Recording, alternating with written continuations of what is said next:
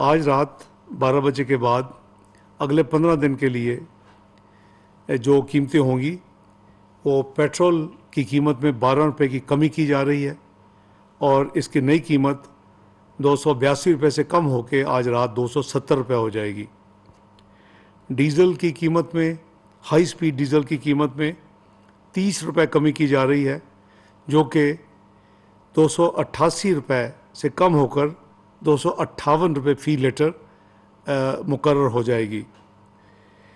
Kerosene oil या मिट्टी का तेल, इसमें भी 12 रुपये कमी की जा रही है। इसकी कीमत 176 रुपये 7 पैसे से कम होकर ये 164 रुपये 7 पैसे इसकी नई कीमत मुकर्रर हो जाएगी।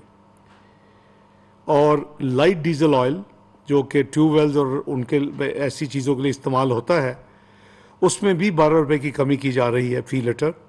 उसकी कीमत 164 रुपये 68 पैसे से कम होके 152 रुपये 68 पैसे मुकर्रर की जा रही है। 16 मई से कीमतों में जो कमी की जा रही है, पेट्रोल में 12 रुपये फ़ी लीटर, डीज़ल में 30 रुपये फ़ी लीटर, मिट्टी के तेल में 12 रुपये फ़ी लीटर और लाइट डीजल ऑयल में 12 रुपये फ़ी लीटर।